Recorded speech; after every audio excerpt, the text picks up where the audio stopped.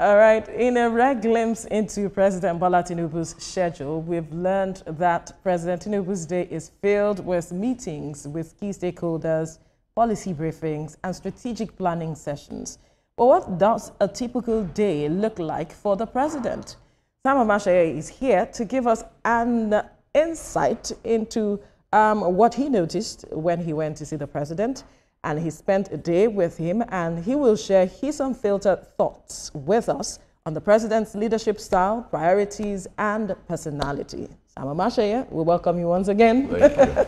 So it's just continue with the conversation. Yes. I read that article, and it was quite interesting for me, especially the little details that we never do not pay attention to, especially if you write. There are some things that you just feel there's no need for it, but you included that in the meeting, especially how you went in and the president did not even recognize that you were there. Yeah, I didn't know it was busy. It was busy reading the daily briefing, so it was really, it was poured like a student. Was just reading, so I stood, I was with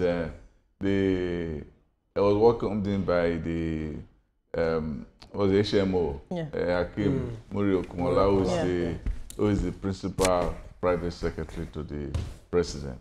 So he said, so I asked, as I was talking with him, he said the president is reading the daily briefing. So as the president just said, Sam, he said, Sam. He just shook my hand. Right. How are you? Sit down. So I sat down. He went back.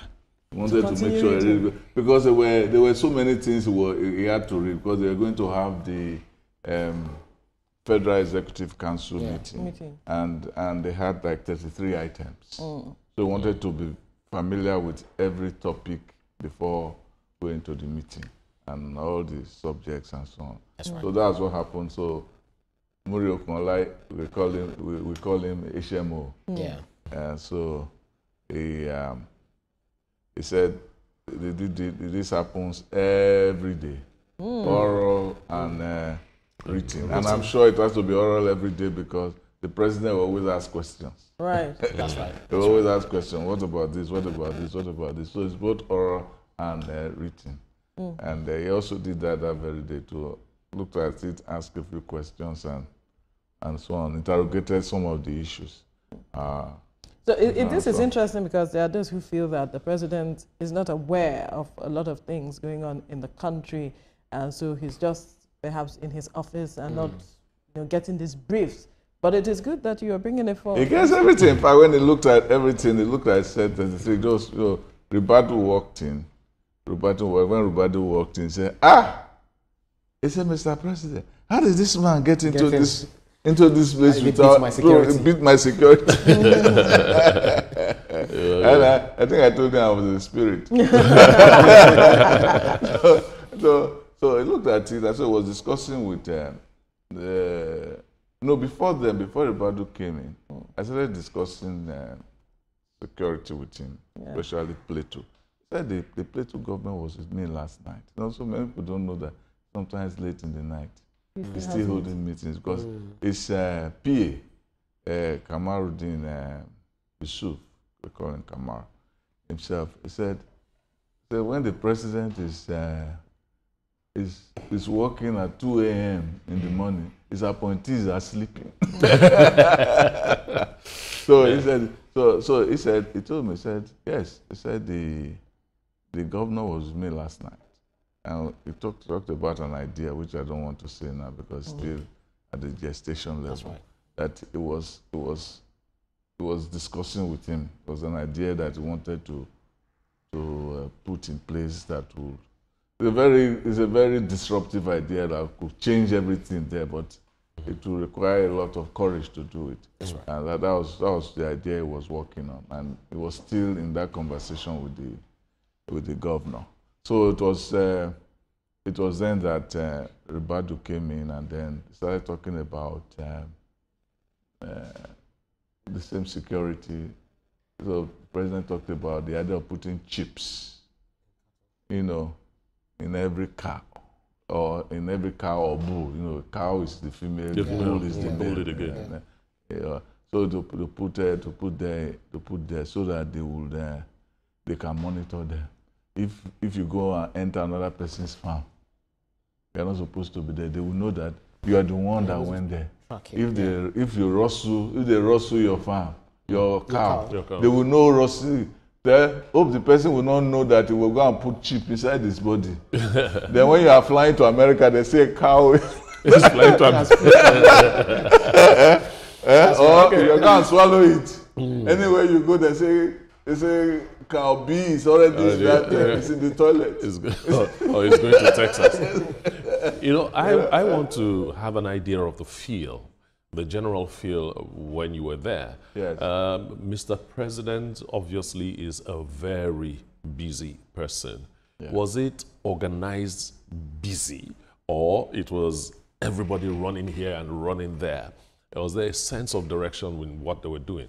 It's always organized busy because you can't just enter the president's presence. Okay. There are some people who have easy access, yes. But even then they have to go through security. Even before NSA comes into, even the vice president also came in. They will tell him, "Look, NSA there wants to see you." Then they'll say, "Okay, come in."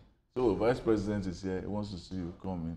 When the chief of staff came, he wants to see you. Okay, come in. So those if it's not ready to see you, if it's busy, you wait. And then there are schedules. Like that's what I said about HMO. HMO will tell him what is going to happen. Yeah. What is going on? What are the issues of the day? Because that day was a fake day. Okay. So he was getting ready for fake. And so immediately the time was ready for fake. He rose and he said, "Okay, let's go." Even wanted to take coffee, but immediately discovered that the people who were seated, he didn't have his coffee again. So he just rose and everybody followed him. Followed him to FEC. Did you attend FEC with him? I was at the FEC. Oh, that's great. Throughout. Yeah. What's the feel?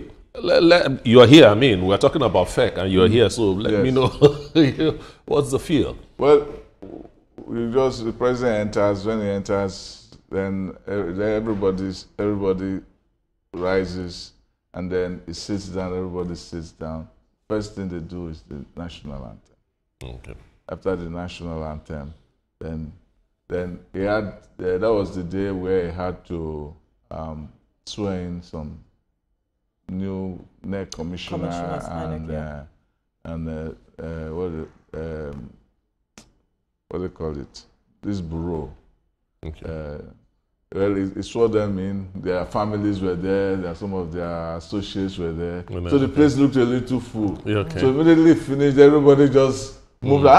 So I asked, what happened? Well, all of these people, these are their families, and they came to say, Code of Conduct. Code of Conduct Bureau.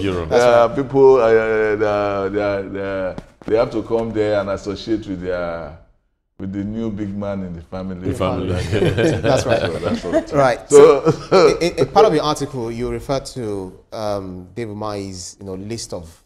He was able to make list of long. I mean, the list was longer. The list that actually of the roads he's doing and all of that. And then he said covering roads in all regions. He announced that 19 projects were ready for commissioning and 25 others by December. Yes. And there was this forth and back between himself and Wale Edun, the Minister of Finance, and budget and other things like that.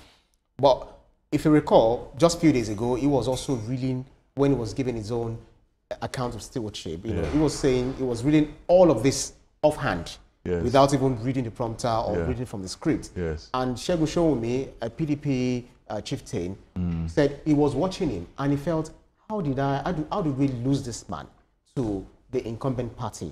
It felt so bad.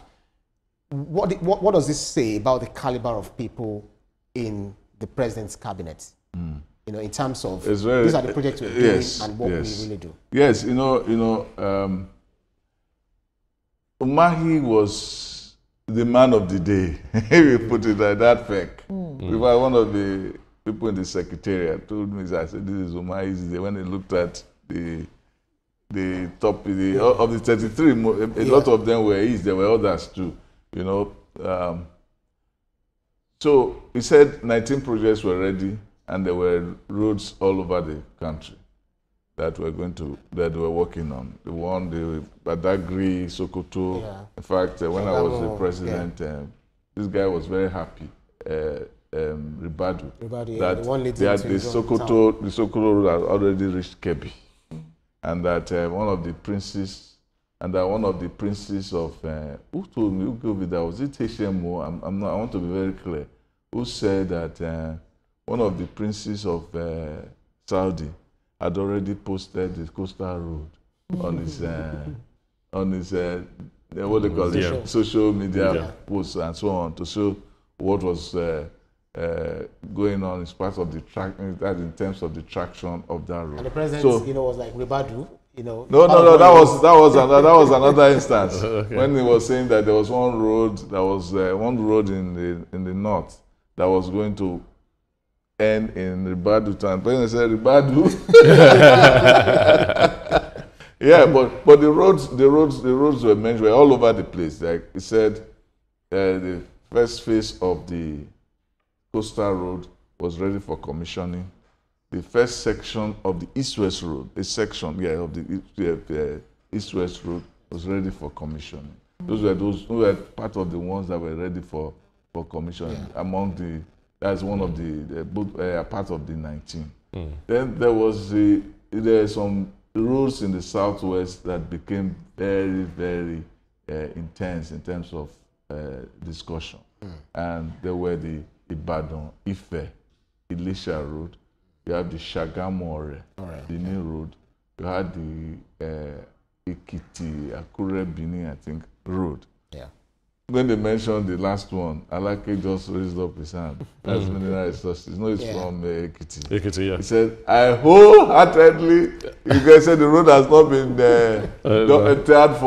not been treated for 30 years. So he said he's very aware of that road and so on. So the president, in a way of saying that, you Lagos, are you sure you have been to that road? He said, yes, I'm sure. He asked me again, are you sure? So he asked him that too. So, but the issue of Ore, Badagry Ore, Benin, the Minister of Education intervened in that matter and said they had just traveled through that road, and that it was really, really bad, and it was an urgent matter to handle, and that this is not a matter to be taken. And so those 3 roads were approved. And Umahi said that the first lady also drew attention to the Ibadan, Elisha road that were very bad. And last week, when I went to Ife to do the reading, University of Ife, to do the reading as Obafemi University, to do the reading of my new novel, Juju Eyes. It took me 2 hours from Ibadan to Ife, but 1 hour from Ife to Ibadan. So it took me double the time to go than to come.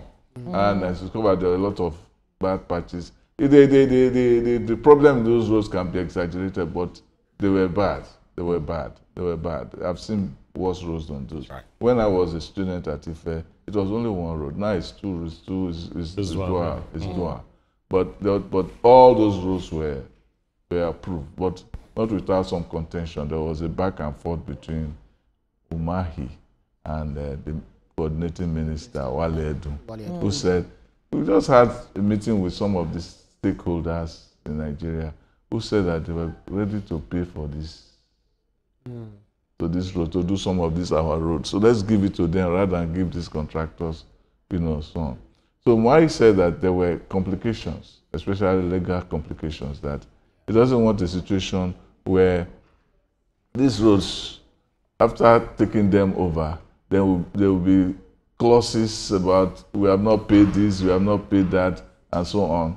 And he didn't want a situation where he won't be able to sleep at night after. And he said he wants to rest. So the president said, you want to rest? He said, no sir. I don't mean I want to rest. I mean after 8 years. After 8 years, I'm ready to rest. to rest when the president also is ready to rest after it. So there was real laughter over it.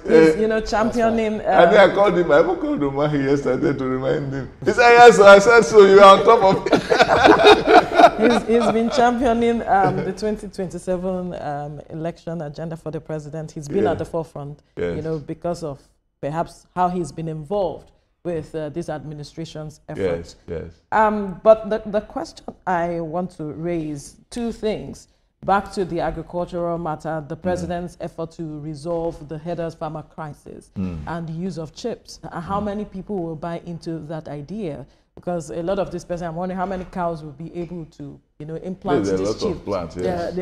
It's an ambitious project, I believe that. It is, and I'm wondering how that will resolve this, how these people, if they will buy into it. That's one. Then the IMF loan that was also cleared was also a matter that you raised in your article, and how it is that Wale Edun ensured that we cleared our debts. Yes, it was very interesting. The issue of the chips was very important. When he mentioned it, the president was excited about it. The National Security Advisor, Nuhu Ribadu, was also excited about the idea that, you know, we were going to put the chips. Yes, said the chips. It can be done. All you need is to organize them and get the chips there. What is important is that everything will be codified. Well, everywhere, if you are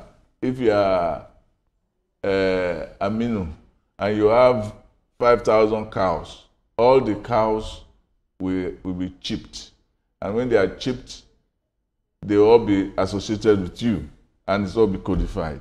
So if there is any problem, they can say, Aminu, it is you who went to this person's farm. You're not supposed to move there. And all these things are all going to work in the context of ranching. You know that I also wrote there that the president said that Brazilian firms are doing feasibility studies, and they have reached advanced stage in feasibility studies to invest $2.5 billion in ranching in Nigeria. and so this is part of the greater agricultural project. And then he also told me in the meeting, he also told me before the meeting that he had ordered 2,000 tractors. So when the FEC was going on, he asked the agriculture minister about the progress with the what do you call it, the tractors. And the man said 1,000 tractors had already arrived. So that's what's going on. 1,000 of the 2,000 tractors had already arrived. Yes. Okay. And I had this conversation with also the president and the National Security Advisor before the meeting when we were discussing security, and I said that people are talking of Benue and Plateau, but people, a lot of noise has not been made about how many bandits have been killed, the bandit leaders have been killed, a lot of them. And that whether from Kogi to Nasarawa, to even Zamfara, Kaduna,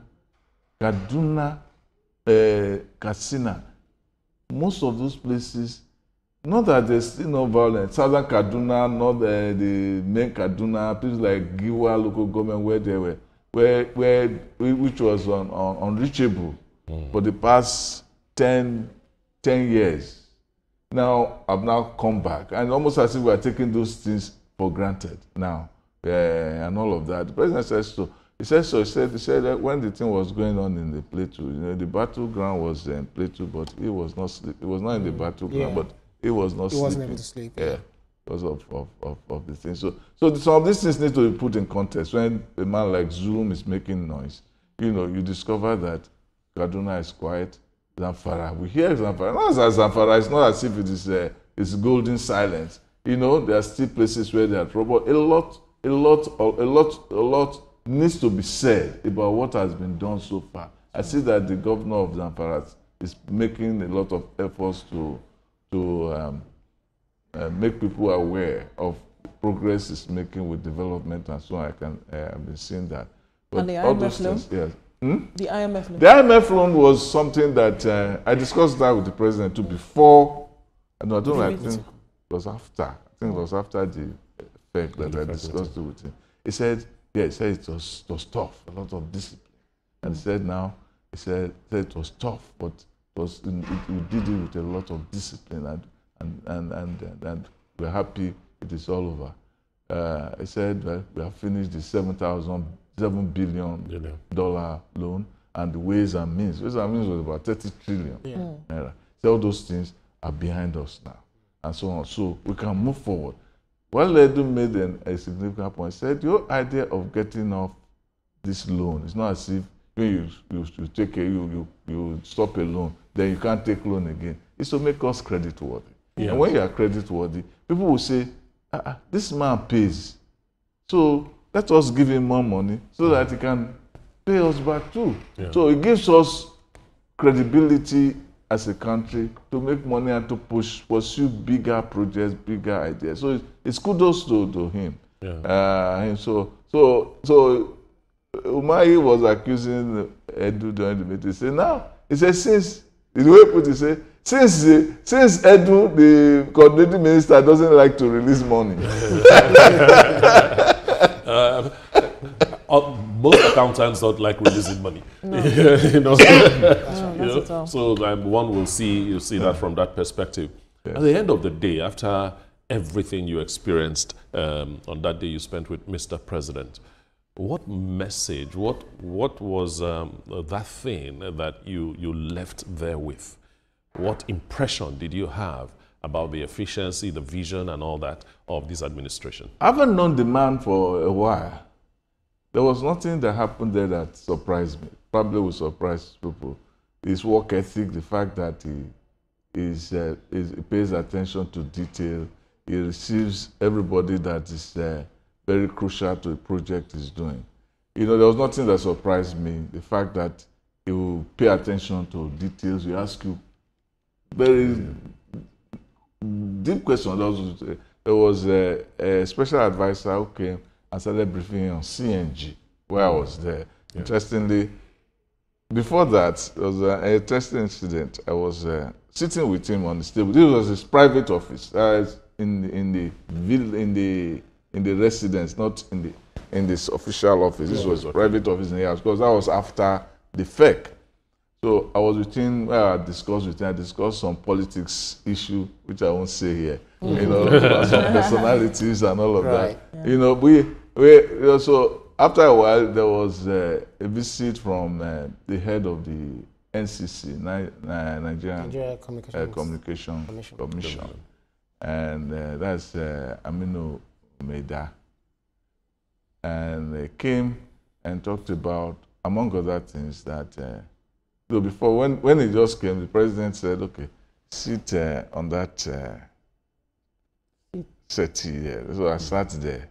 I was relaxed. So that person came and he said, he had made some recruitments, and some people, he's having political pressures that the people have recruited, that they say they want to be replaced. They want to replace them, and I did them. The president asked, did you do that? Did you follow all the process? Say yes. Said, well, I believe in merit. If anybody pressures you, don't listen to them. They go and do the right thing. So then there was a briefing from a special advisor on CNG. That took a while. Was asking questions and so on, and the distinction and things that will be read that should be done before May 29 and stuff like that.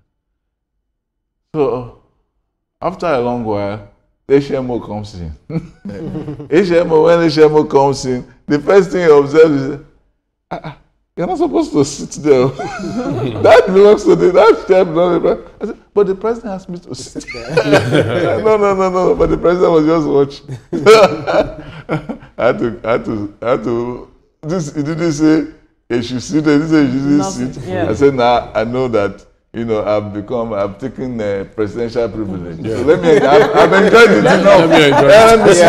Because of our time. Because of our time, you actually made that reference to the president working late night, which you already mentioned. Yes, so I'm wondering whether it actually is, because it's both positive and concerning. So how rigorous the schedule is. What does it do? I think it controls. That is one. And the second one, which because of time, is you also mentioned there's a line about him continuing Lagos collegial cabinet culture. Yes. So how is that important Lagos model to that of the Nigerian model? Because some people have accused him of, working with, maybe class 99 or thereabout. Is it 99? Mm-hmm. Yeah. Right. Yeah. Yeah. The atmosphere was very collegial. Everybody was coming with their own opinion and arguing, and he had a way of letting 1,000 flowers bloom. Everybody with his own argument. On the issue, on the debate between the Works Minister and the Coordinating Minister, it went on for a while. This one was saying on, this one was saying on. After a while, the president had to intervene. That's how he does it. I mean, after you said, then he will come and say, look, the issue of doing those roads, because some people had advanced the idea that there should be a committee to try to resolve it. He said, President said the Attorney General was not around in the meeting that day, and that he was going to work with him, and that this issue of trying to say contractors, legal terms, the roads are there and people are dying on the roads. So he said, we have to look for a way to get the legal niceties resolved so that we can get these people to do those roads. Because those are more important. Because it seems like Omahi was on the side of the contractors, Wale was on the side of doing roads, and both of them want to do roads, but they have different conceptions of how it to be done. But one wants speed, so that and doesn't want to spend much money. The other one says you have to spend much money and do it with speed. Where does it draw his strength to stay that much active? That's the president. That when you said quickly, because our time is up. Where does it go to get the strength? Where does it draw that strength?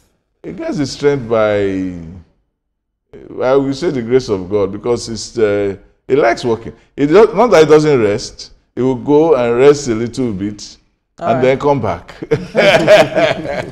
Sam Omatseye is a columnist, TV host. Thank you so much for your time. Thank you. And for bringing us those insights on A Day with the President. But still to come on TVC Breakfast, the future of PDP hangs in the balance. Can coalition building be the answer?